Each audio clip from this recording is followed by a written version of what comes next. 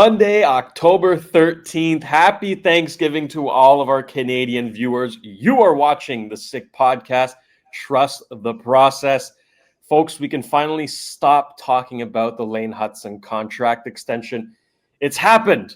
But you know what? We're going to talk a little bit more about it, what this means for the Canadiens down the road.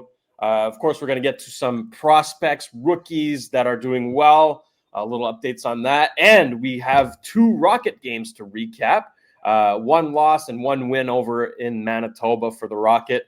After that, I got a little bit of a fantasy segment for you all. And we're going to go digging in our mailbag as we usually do. Without further ado, let's start the show. Turn up your volume. Because you're about to listen to The Sick Podcast. Trust the process. The sickest NHL prospect podcast with Snake and Shayne. With the 5th overall selection in the 2024 NHL Draft, the Montreal Canadiens are proud to select Ivan Demidov. It's gonna be sick. That's right, producer Shayne here, joined as always by my great co-host Simon the Snake Boisvert. Snake, how are we doing today? Doing great, and you, Shayne? Excellent. And so is Lane Hutson, who's just become a lot richer today. And I think a lot of Habs fans are pretty pleased with the number, which is 8 years by $8.5 million, $8.85 million per year on average. Obviously, the contract is bonus heavy, right, which is kind of what we expected. But for the cap hit to come under Noah Dobson's at 9.5 and under Luke Hughes and Jackson Lacombe, who both signed for 9 years AAV, I think a lot of people are surprised by that. But I'd like to get your take on this, Snake, what this means for the future of the Montreal's cap structure, and for Lane Hutson as well. Do you think it's a fair number? Yeah, well, first of all, I know that people will compare this contract to the one that Dobson signed or even that Jackson Lacombe signed. And to an extent, it's not a fair comparison, but I'll get to this a little bit later. I think what strikes me more is that, well, first of all, we know that Kent Hughes is a great negotiator. He was a great negotiator. He got $9.5 million for Darnell Nurse when he was his agent. That's crazy. Yeah. That's crazy. And that was years ago. Yeah. And also, I think what's happening right now is that the Habs are keeping their contracts for the next 5, 6, 7, 8 years under $10 million. There is no $10 million player for the Habs. So, okay, maybe the Habs don't have a McDavid or a Draisaitl, let's be fair, but still, they have a lot of good players which are going to be paid a very reasonable amount of money, considering how high the cap is going to be within a few years. Imagine like in 2030. Yeah. How high could the cap be? Could it reach 150 million? Then you're going to have a Nick Suzuki at 7 point something. So I think in that sense, I think their cap sheet is going to be great. And if at some point there is the type of player, there are not many of them, but available. But if there's a type of player that they're interested in, either by trade or via free agency, then they're going to have plenty of cap room to sign him. So I think the some of the bad contracts from the Bergevin era are coming to an end. Mm-hmm. And as the cap is going up, they're being replaced by like Hudson's contract and Dobson's contract. So I think it's fine. So in that sense, 8.85, 8 years, I don't have a problem with it. Now, as for the comparison with these other guys, let's not forget that Jackson Lacombe, being an older player, was closer to free agency, which would happen in this case at age 27. And he's 23, 24 now. So he was closer to free agency than Lane Hutson was. So the Anaheim Ducks bought out more free agency years out of him than the Canadiens did with Hutson, because that's going to put Hutson. They probably bought, I think, 4 years of free agency with Hutson. They bought more free agency years with Lacombe, and so let's not compare this contract to Lacombe's contract. Luke Hughes, however, Luke Hughes is younger. Luke Hughes was off his entry-level contract too. I love you, Luke Hughes. Has he proven himself as like a great NHL player so far? No. Do I think he's going to be a great NHL player? Yes, I do think so. So, teams gamble on players. Players either bet on themselves or not. And I think in the case of, and as for Dobson, look, he was going to be a free agent at the end of the year. So obviously he got the 9.5, which he would have gotten on the open market, maybe 10. Yeah. So I think in the case of Hutson, a lot of folks will think, oh, he's a team player. He wants the Habs to win, like McDavid did. Look, no player feels that way, honestly. Okay, no player feels that way. No agent wants a player to take less money than he's worth. So players have their reasons for accepting contracts. I think in the case of Mr. McDavid, yes, he wants the order to win, but he has a plan. Because at age 31, he's going to be a free agent again, and he can still come in at the time, which will be a 7-year contract, probably with a higher cap where he could be offered $20, $22, $23 million. There you so go. He and his agent are going to get their money. And in the meantime, he wants to win. He likes the team. He wants to give a little bit of margin to Stan Bowman, to sign players and give it one last shot. He's been living in Edmonton for 10 years now, and he's established over there. So, it's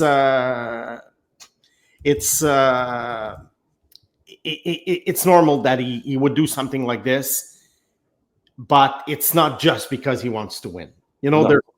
As for Lane Hutson, it's possible that he decided not to gamble on himself. Because imagine Lane Hutson signs a bridge contract, a 2-3 year bridge contract. Yeah. And like McDavid did, by the way, not the same age, but the same time of contract. And then he thinks, okay, if I get 80-point, 90-point seasons like Cale Makar and Quinn Hughes did, then what? I perhaps could get 11, 12, 13 million dollars a year. But what if I get injured? Now he's got 70 million guaranteed until the age of 30. And at the age of 30, if he's still producing the way he is now, then he'll get his contract. Then he's get his 12, 13, 14 million contract, depending on what happens in 8 years. 8 years is an eternity in the world of sports. 8 years ago, the Pittsburgh Penguins won 2 Stanley Cups in a row. Yeah. And most players who were in the NHL in 2017 are not in the league anymore. So 8 years is like a lifetime in the NHL. But all this to say that I think Hudson took the money. And he's probably very happy with what he's getting, and it's a risk-reward situation for him. You have to ponder the pros and cons, and so every player has their reasons to sign a contract.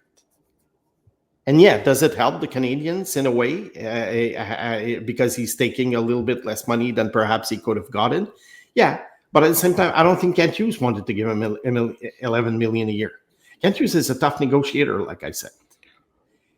And it was probably the type of offer, look, this is what I can do. Not take it or leave it, but okay, this is it.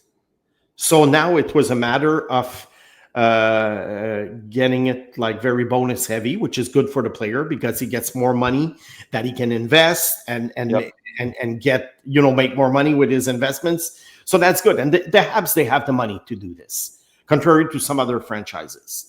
So that's what I would do. If I were the GM of the Leafs or the Habs, I would say, okay, here's what can I offer is the AAV that I can offer, average value of the contract per year.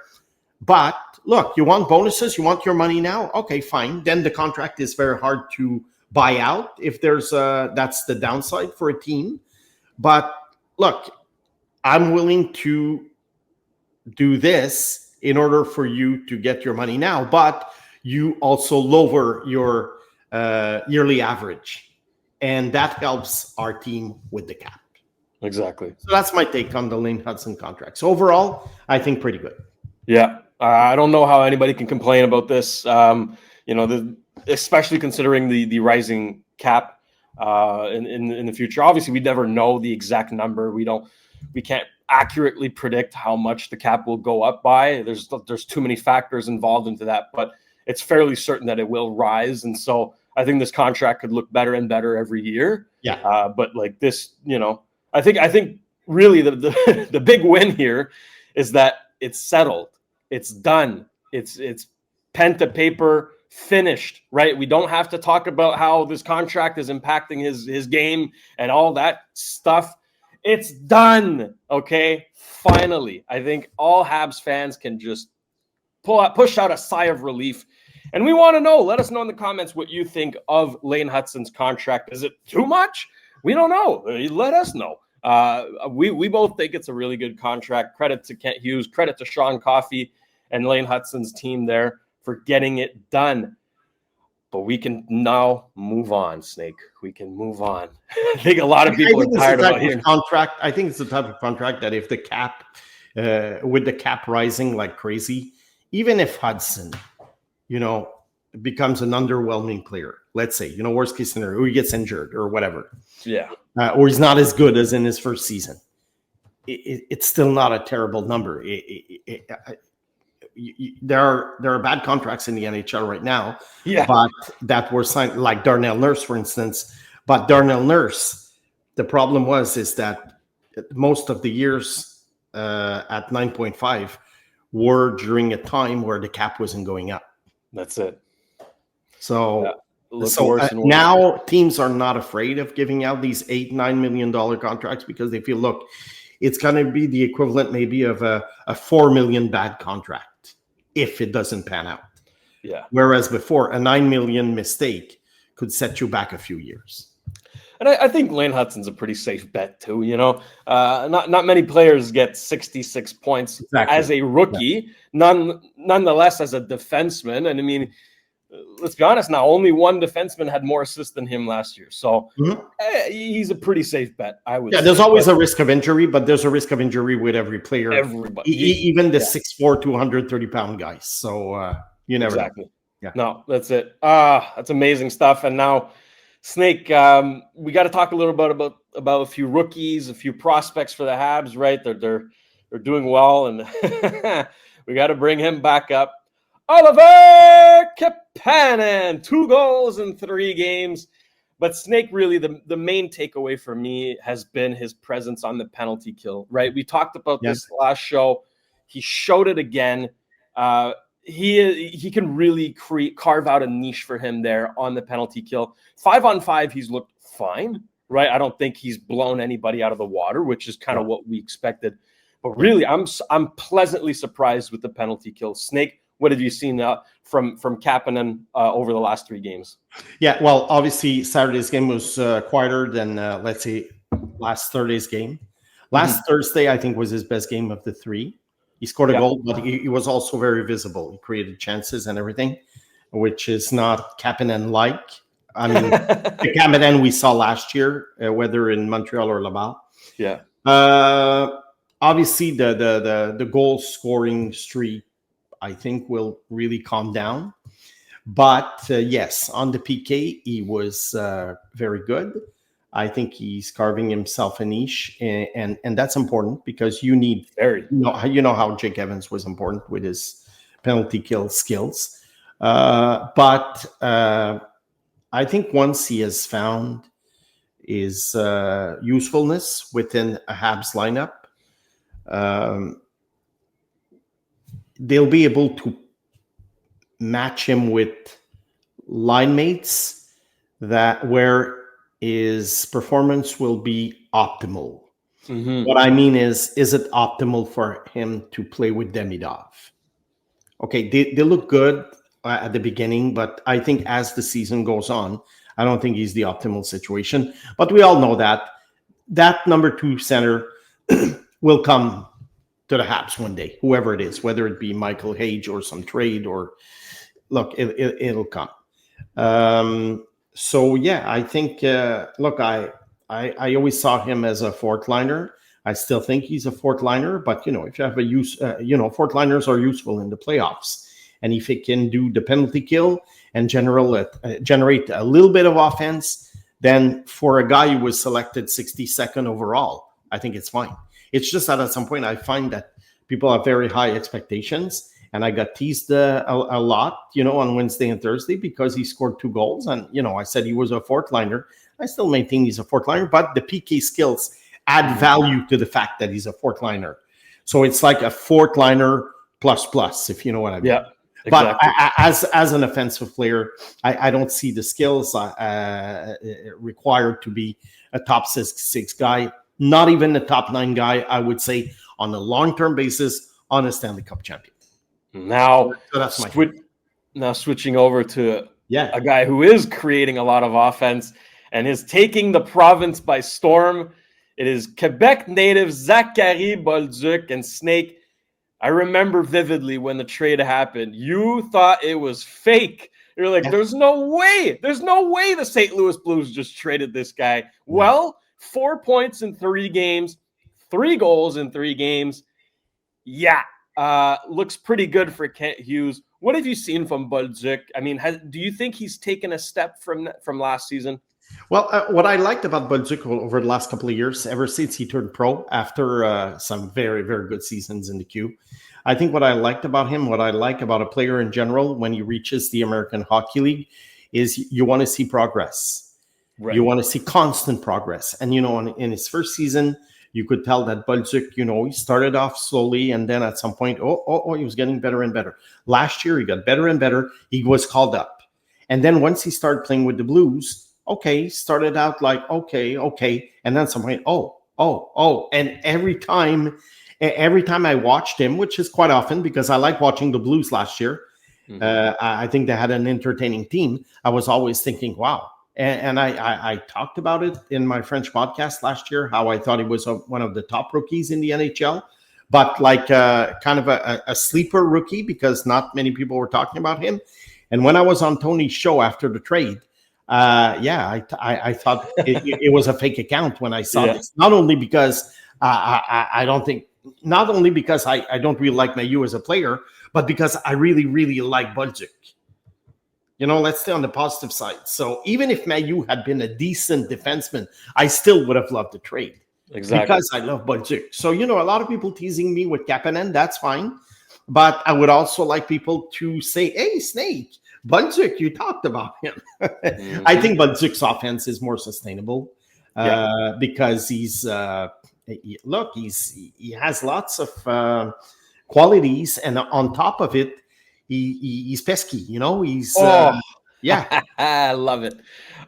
Snake. I mean, that's a factor that I think a lot of Habs fans maybe weren't familiar to. Right? They heard, okay, he's got a great shot, he skates well, right? He does play a physical style of game. But this guy is annoying. You know what I mean? Like, he is annoying to play against. He will finish his checks. He'll get in your face, right? And he drew penalties. I mean, I don't know how many penalties he drew against Chicago. At least one, right? We got pushed in the back there. That was a dumb penalty to take. But, like, that aspect of his game, like, not many players can do everything that he does so well. That's, I think, what's the most impressive is that he's so well-rounded. You can't really find a flaw. Skills and grit is a very, very lethal combination for a player. I think as the Habs roster gets better and better, I do think he's a top 6 player. And if he's not, he's a very high-end third liner. Let's say high-end third liner. But I think he's a top 6 player. He would be on most teams. And what he's doing now is sustainable, and I think it's going to get better and better because he's going to play with better players. So imagine if one day, I don't know if the lines are going to stay the way they are right now, but imagine if one day, let's say, he plays with Suzuki. Let's say. Okay, I think this guy could do a lot of damage. Oh, my God, yeah.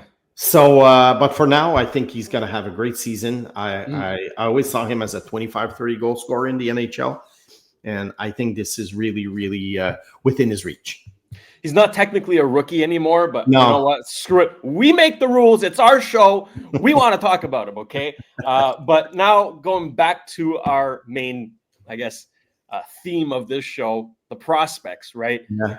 Last Monday or last Tuesday, technically, we recorded Tuesday, talked about Michael Hage, right? He was on fire, but we did say, hold on. Yeah. Played against a really bad Mercyhurst team, right? Yeah. They outscored that team 18-1. So he's bound to pick up some points. Now, the next two games that Michigan were going to play was against the Providence Friars. Now, Providence is a much better team. Yeah. Guess what? Michigan won both games, and Yeah. Michael Hage now has 9 points in 4 games this season. Now we're starting to talk here, Snake. Like, this is looking legit. Yeah, I watched his shifts on the weekend. I think he had a very good weekend. I think he's better than last year because, like I say, last weekend against Mercyhurst, to me, that was a preseason game. It was a warm-up game, let's call it. Yeah. The opposition was much better because Providence, I find, has a better team than last year. And also they play a very tight style of hockey. It's not conducive to a lot of offense. So I don't know how, a guy like Roger McQueen will fit in. I'm surprised he chose Providence, but to go, I'm surprised he took his talents to Providence because he is a very talented player. But the opposition was much stronger. I think Hage played very well. He got a couple of points, but he also played very well. I would like to see him maybe a little bit more physical. It's the only thing about Michael Hage that I wouldn't say greatly concerned about, but I would still like to be him to be a little bit more physical as he adapts to, pro hockey probably next year. Will he be in Laval? Will he be in Montreal? We don't know, but there's a good chance that he will sign his contract and play a couple of games at the end of the year in Montreal. Love Michael Hage. Very good weekend. Probably a Hobie Baker candidate. Like there's 10 finalists. I thought that should have been his goal this year. I think he will reach it. Absolutely. And Snake, another prospect that I'd like to get your input on is one of your favorites. You had him as one of your sleepers heading into the 2025 draft, and you were very happy when the Montreal Canadiens selected him. Bryce Pickford, the captain of the Medicine Hat Tigers, now has 9 points in 8 games, but get this, 6 of those 9 points are goals. As a defenseman, 6 goals in 8 games. This guy's a sniper, Snake. Wow. Yeah, what a weird trajectory. Because this guy started becoming a sniper basically in the playoffs last year. And at that point, you're thinking, okay, I like the guy. He scores lots of goals, but, a defenseman scoring that many goals, this is not sustainable. This is not going to last. He's got to get his points, but he's not going to score as many goals. But he does. He does. It's incredible. He has a good shot. It's very precise, I would say. He knows where to find a spot to take a shot. Now, look, he's a 19-year-old defenseman with 4 years experience playing in the WHL. So let's not get too excited about the point total.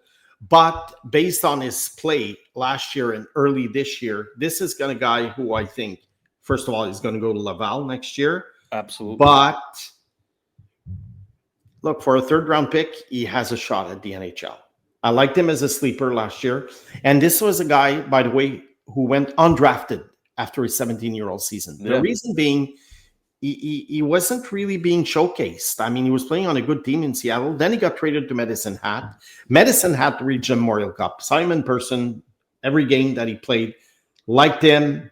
And I was pleasantly surprised when I saw that the Habs took him because, usually guys who go undrafted at age 17, they sort of become forgotten.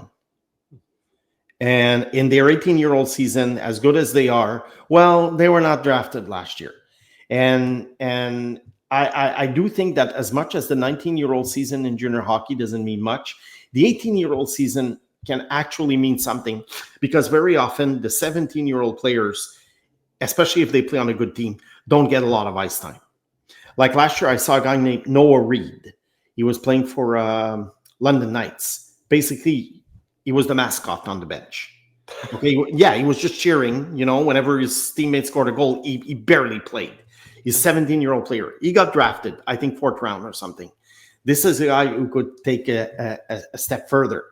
So you have to analyze when you see 17-year-old guys not being drafted, and you sort of see something in them. You have to wonder, why were they not drafted?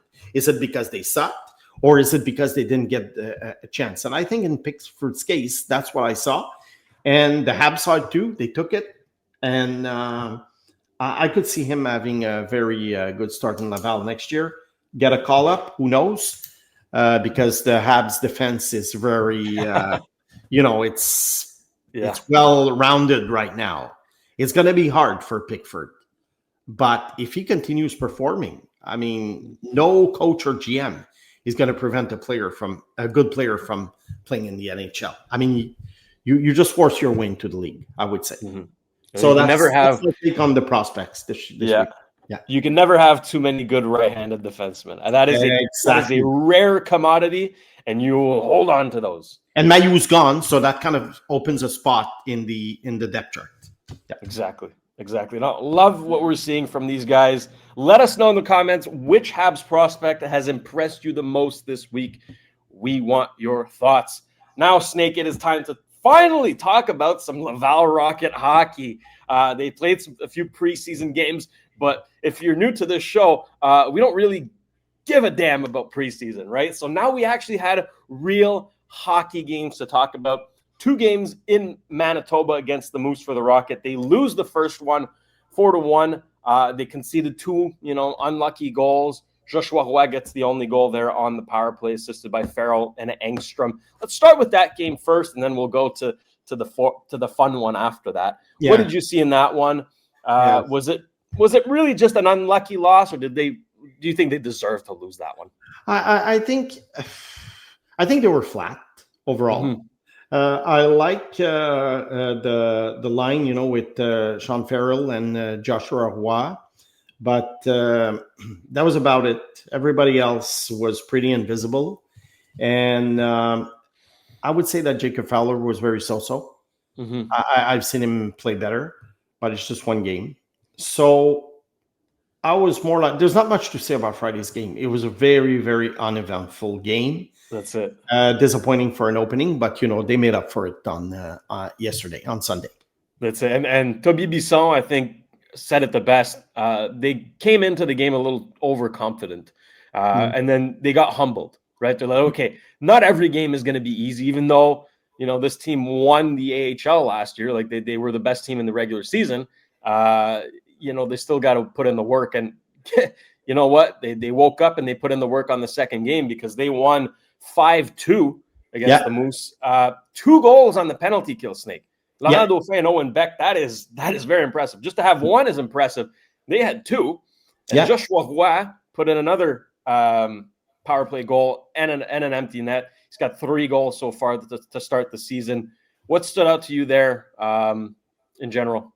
Well, if we go with the veteran players like Dauphin and Belzile, I think they played great. They're probably the best players on the ice for Laval. It doesn't do much for the Habs' future because we know that these players are not going to be, top 6 players in the NHL. But they're good veterans to have on a very, very young team in Laval. So that's good. Joshua Roy, I think overall, the first 2 games, he's been good. He's been productive. He's been involved. So I like this game. But however, guys like Philippe Michard, totally invisible. Luke Tuck, don't see much. And time is running out on a guy like Luke Tuck. He's 22, 23. The entry level is going to end soon. Contract is going to end soon. I think time is running out for him to become a banger, a crasher, and 4th liner, crasher and banger in the NHL. I doubt it. Jared Davidson, disappointing. He was good last year. I would say disappointing. Didn't see much. Owen Beck, aside from his goal, doesn't generate much offense, but we've talked about this a lot. I mean, to me, he's obviously a bottom 6 player. I don't see a point producer in the NHL if he makes it. Sean Farrell, he's an American Hockey League star, I would say. Yeah.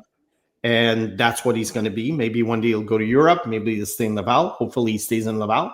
Always good to have these 24, 25, 26-year-old veterans. Florian Jacki, I don't know if he has the post-training camp blues, but we didn't see him much. But I'm not worried. I think once the season, progresses, this is very snap judgments that we're doing on 2 days. And Adam Engstrom, oh man, what a high event player. I mean, but I love this guy. I want him to make the NHL so badly because to me he was a sleeper. The way I saw Pickford as a sleeper. I saw him as a 3rd-round sleeper.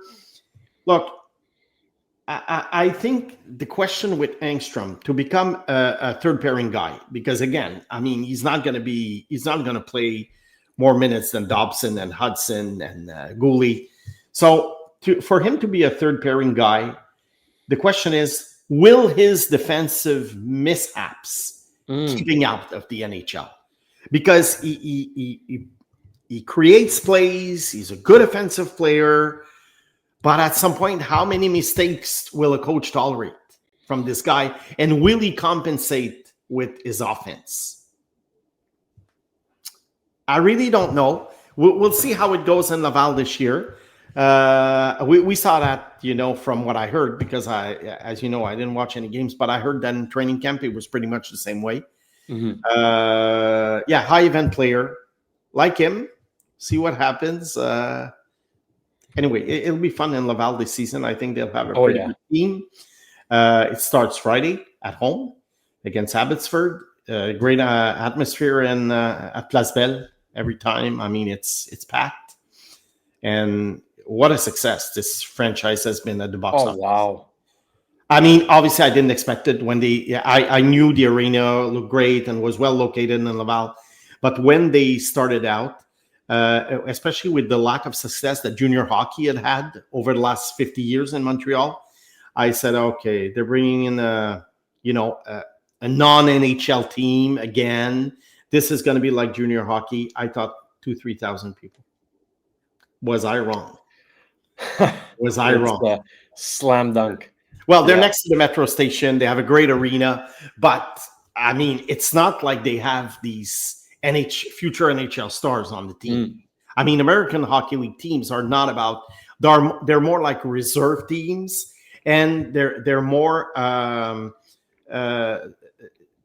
They're a training ground for goalies and defensemen, I would say. But star forwards usually, if they go to the AHL, they don't stay there for very long. This is a topic that we'll have in a future Trust the Process episode. I gathered some stats about all this, about the American Hockey League's forwards. Should be a great season, Laval. Absolutely. So far, Joshua Roy leads the pack with 3 goals. Sean Farrell has a goal and an assist. Adam Engstrom has 2 assists. Laurent Dauphin had 3 points in their win against the Moose there. 1 goal, 2 assists. And Alex Belzile, like you mentioned, 2 assists. And Snake, you mentioned the home opener against Abbotsford on Friday. Well, I am pleased to announce that the entire SICK team will be present. We will be there at the game and at the fan jam before the game. So make sure you spot us, okay? Tony's going to be there. I'm going to be there. Snake's going to be there. Sammy's going to be there. The whole team. I'm not joking here, okay? We're all going to be in attendance for the Rocket home opener. Come and find us.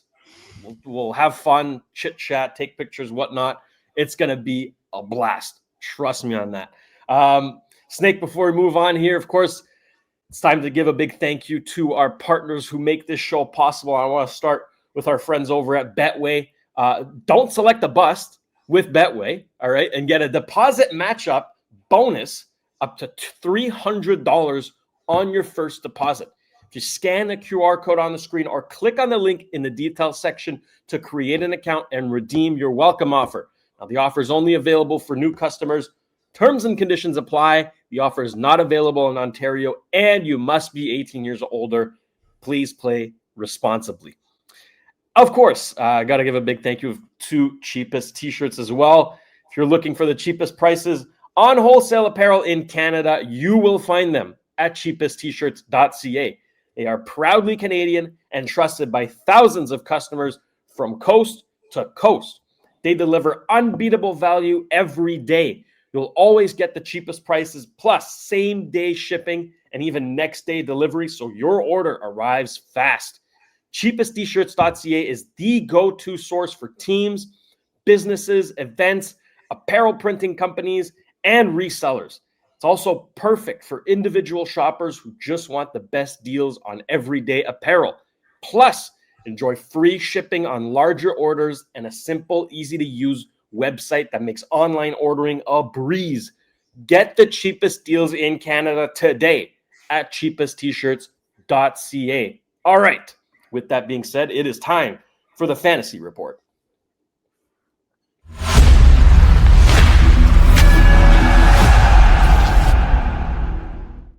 So we are 1 week into the 2025-2026 NHL season.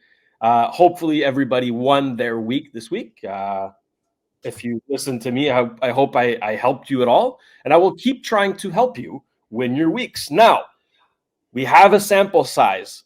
And people, you got to take advantage of those who overreact, all right? So I'm going to talk about one player who has overperformed that you might want to consider trading to maximize their value, and one player who has underperformed that maybe you could get at a discount. Let's start with the overperformer now.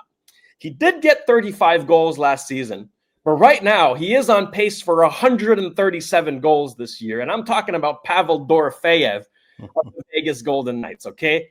Fantastic player. He's got a great opportunity on the first power play unit. But let's be honest now, 137 goals is not going to happen. He's not going to sustain this production. He is third right now in fantasy points so far this season, which obviously is crazy. Great player. I'm not saying to drop him. However, if you could maximize his value by trading him, I would highly consider that. Now, on the flip side, let's talk about a player who has underperformed so far, and I'm very high on. That's Nikolai Ehlers of the Carolina Hurricanes.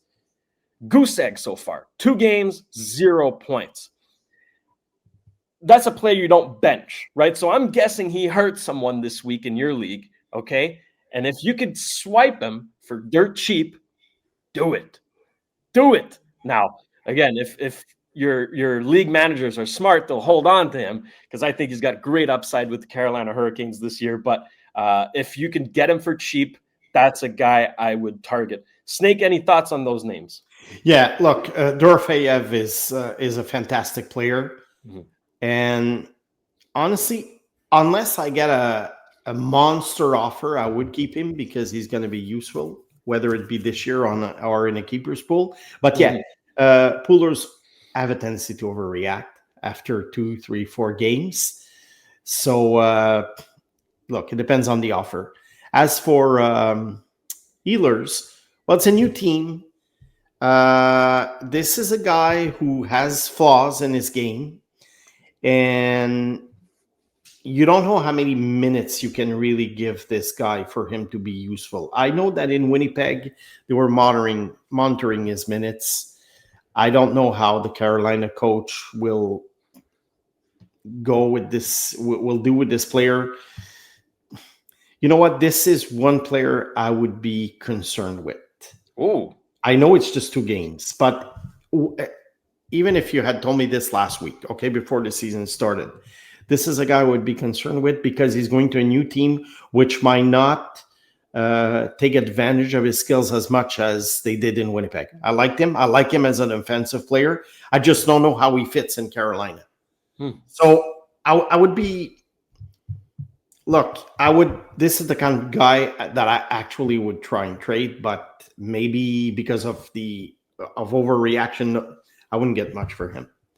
No, that's it. Let's just say that in the long run, for the season in Carolina, I don't know about Ehlers. I really don't know. I'm in a wait and see mode. That's why I'm saying if you could get him for cheap. Now, I'm not saying to pay equal value for Ehlers. Right now, I'm guessing a lot of managers are going to hold on to him. But if you get him for really cheap, that's a guy I would invest in. He's playing first line with Aho and Jarvis. I love those two players, especially Jarvis. I'm a big Seth Jarvis fan. Yeah. I think he's an excellent hockey player. And I think that line could really gel. If the power play could click a little more. I'm a little worried about Rod Brind'Amour. I'm not going to be honest with you. He is a very unpredictable coach. Yeah. He likes to switch things up very quickly. But I don't know. Ehlers has had a lot of success in Winnipeg with a reduced role. Right now, he's being counted on as one of the top wingers on that team. So I'm hopeful on Ehlers. If you could get him for dirt cheap right now, do it. Pull the trigger. I fully endorse it. And yeah, for Dorofeyev, I'm a big fan of his. Like, hold on to him if you can. But if there's a player in your pool that's willing to overpay for him, his production is not going to be consistent. He's not going to be sustainable. Again, pull the trigger on that. And that's a thing as well. There's more players that have overperformed, more players that have underperformed. Keep an eye on that. That's really key to winning your league, is trying to time your trades right. It's like, okay, this guy is clicking at a rate that's just unsustainable. Let's move him. Let's get good value for him. And on the flip side, right, if this guy that's underperforming, he's going to pop, try to get him before he does. That's how you win your fantasy leagues, folks. So keep an eye on those players. They are key. Now, it's time for one of our favorite segments, Snake. Let's go digging in the mailbag.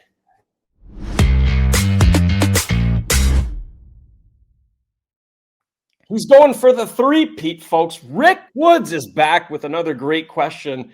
This time he's asking, the label of generational player, elite superstar, has been overused the past 6 to 8 years in prospects and draft picks. Amen to that, Rick. Completely agree. Has Connor Bedard lost the generational player status regardless of the Hawks' issues in comparison to McDavid's arrival into Edmonton? Another question here. Do the Habs have either an elite/generational player in Lane Hutson based on his style of play? Again, great podcast. Happy Thanksgiving. Happy Thanksgiving to you, Rick, and thank you again for your question. Snake, take it away. Okay, first part of the question. Yeah, that term is being overused. To me, a generational player over the years, it was Mario Lemieux, Wayne Gretzky, Sidney Crosby, Connor McDavid, a once every 10, 12 years player. But now, as soon as a junior player goes well, and he makes a couple of nice moves or a 5-goal game, he's a generational player. And I remember I said during Connor Bedard's junior career, I don't see him as a generational player. I think he can get points on the board, but I don't think this is the type of guy who can actually make his teammates so much better that he represents like no one player in a sport like hockey can lead a team to the Stanley Cup. But there are players who make others much, much, much better. Mm-hmm. And I don't think Bedard will be one of them.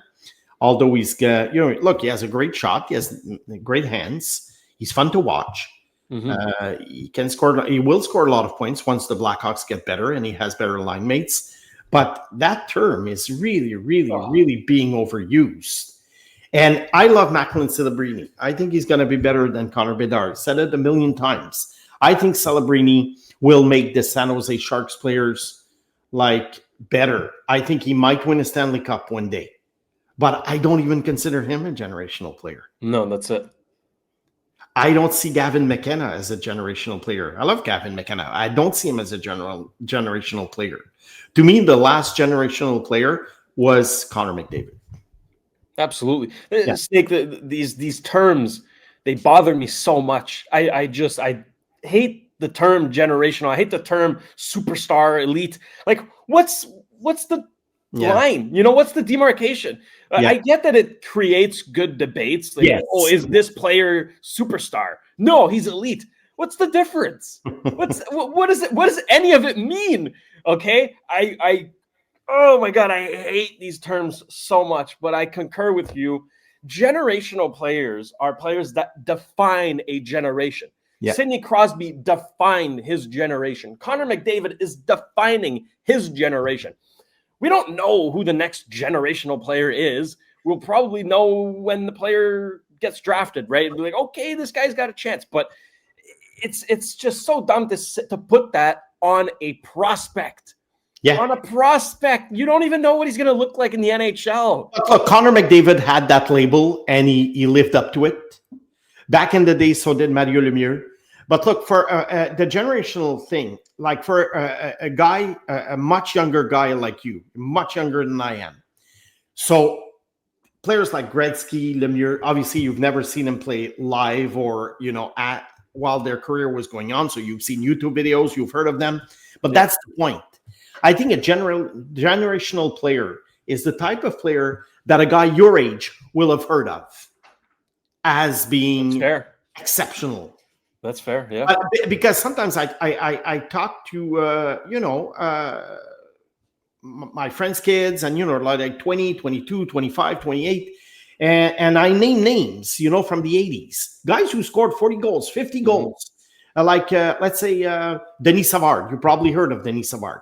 I'm a nerd, so I don't count on this. Like, okay. I know I know these names. Yeah. No, but you see my point. Yeah. So I would tell them about Denis Savard. They have no clue. And Denis Savard was a heck of a player. But if I say Mario Lemieux, everybody knows. Everybody knows. So that's how I think you define a generation. When I was younger, I heard of Jean Beliveau because I didn't see him play. Was he a generational player? I don't know. But I heard about him a lot. Yeah. And Gordie Howe, which I saw play in the World Hockey Association, which was like a competing league against the NHL in the 70s. Imagine there would be like a new professional league being created, and they get a guy like Gordie Howe, who was like 43, 44 years old at the time. And then he came back in the NHL for one last season when I was 13 years old. He was 52. He played in the NHL at age 52, one season. I think he scored between 15 and 20 goals. Wow. You guys look it up. 79, 80, Hartford Whalers. So, but that's what I mean by generational. They are guys who almost like you make TV movies with their career or something. Exactly. No, and then the second part, stretching it a little bit. I get your point. A guy scores 5 goals in junior. Oh, generational player. But you know what? It makes for good tweets. As like you say, it makes for good debates. It's fun with the social media now, the highlights. I love the highlights, but at the same time, I hate them so much. They don't tell the whole story. They don't tell the whole story. No. A guy can have a very, very bad game. He scores a wonderful goal. Yeah. And I would say, well, he didn't play a very good game. Snake, you don't know anything. Yeah, well, I watched the game. Or vice versa. Alex Zarovsky, getting back to, the Habs prospects. Alex Zarovsky, last game, was benched in the third period. He only played 11 minutes. And you know what? I said, okay, I'm going to watch the shifts, and I'm going to try and see why he was benched. Honestly, I didn't see anything wrong with his game. Okay, he was not as spectacular as the first couple of games, but and there was no highlight reel with his game. But still, I watched him. I'm like, okay, he was fine. Why did they bench him? But for someone who will see 11 minutes being benched in the third period, Zarovsky played a bad game. So you have to be careful with these takes, these hot takes that are based basically on stats or highlights. You got to see the whole picture. But I'm curious to see what's going to happen with Zarovsky in the next game, because as we know, the KHL is so unpredictable. I always called it the mysterious league. In the sense that you never know with these guys what's going to happen. Yeah. You never know. I mean, Zarovsky was playing like 17, 18 minutes at first. Now he's down to 11 minutes. Why? I don't know. Get him out of there. Bring him to Laval. Please. But the second part of the question from Rick there was about Hutson, right? And again, we kind of established that Hutson isn't a generational player. I'm the vice president of the Lane Hutson fan club. I know Tony is the president, but I'm a big fan of his. He's not a generational player. No. Let's be real here. But the talent is rare, right? That is a rare talent. He's a unicorn there. He's a unicorn in terms of what he does. How do you qualify him? Because I've seen a lot of players in the last 51 years, and I had never seen a guy play like him. And that's why when I tried to predict his career, I went with the odds. And the odds were that, what's going to happen with a guy like this.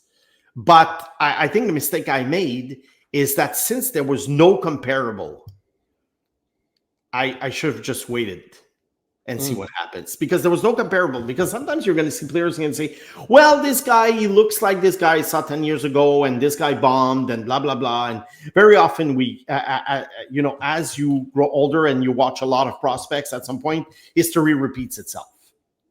So maybe the next time we see a Nail Yakupov, we'll be like, well, it reminds me of Nail Yakupov, and this guy bombed. So that's the thing with Hutson. There was no comparable. I've seen great offensive defensemen. I've seen offensive defensemen who were on the smaller side, but never the moves that he makes. So this is the kind of guy, next time I see a guy that I've never seen before, I'm just going to shut my trap and wait and see what happens. Yeah. Because odds were against him, but really, were they really against him, except for size, let's say? Were they really against him? Because there was no benchmark. There was no comparable. No. So we'll see what happens in the future. I think he's going to get his points and used intelligently by the coach, like Martin Saint-Louis does. I think they can maximize his skill level, because obviously I think a lot of people, including myself, I think we all wonder what's going to happen when the Habs reach the playoffs, second round and third round and fourth round, how he's going to react, because, let's face it, it's hard for smaller players, to go through the grind of, 20, 25 NHL playoffs games. We don't know yet. But as a regular season star, on the team, point producer, power play guy, all these dancing moves and everything, I think he's going to be fine. He's going to be great. And that's why, like we said at the beginning, I think the contract was worth it, if only for the regular season. Playoffs, we'll see. If he wins a Conn Smythe trophy, good for him. I mean, he will have proven me wrong again, but I think he's a unicorn. Yeah, he led the Habs in points last season against the Capitals in that series. So he was actually good. But how will it be when the Habs reach the third round or the finals? That's what I'm saying. Look, I'm just being very cautious with prospects in general, and it bites me sometimes, because I'm usually cautious. I see it as a scout, where basically there's pros and cons, and we'll see. And how does it, and we all do that. I see it in meetings, in the queue. We all do that. We rarely jump up and down talking about a player. We love some players a lot, but there's always a scout who will say, yes, but. And then it makes for a good debate. And like I say, in the end, we all make mistakes. I mean, we're dealing with humans and not robots. But that's the way I approach it. And like I say, sometimes it comes back and to bite me. But I'd rather be cautious about prospects. Like when I analyze them, I say, yeah, but there's a ceiling, but there's also a floor. That's it. No, that's it. And great way to put it there. Completely agree with you. And that will about do it for us today, Snake. We will be back on Thursday to talk a little bit about 2026 draft prospects, whatever. We haven't really settled on a topic yet, but we will be back on Thursday. That I can promise you. And folks, I want to remind everyone, we will be at Place Belle on Friday for the Laval Rocket home opener. Come see us at the Fan Jam beforehand. Try to find us in the stands as well. We will be there, the entire sick team. Don't miss it. Snake, anything else to add before we wrap up? Well, I think in the future, like I said, we're going to dig into this American Hockey League forward team. I'm going to do a little research. I start doing it. And this is probably an interesting topic, maybe even for Thursday or the following week. I love it. Yeah. I love it. I'm in. All right. So for Snake, I am producer Shayne. Thank you to Sammy and Yellow back at Master Control. You have been watching the Sick Podcast. Trust the process. We will see you on Thursday. And that's a wrap. Hope you don't miss us too much until next time. Follow the Sick Podcast, Trust the Process on YouTube, Instagram, Facebook, Google Play, and Apple Podcasts.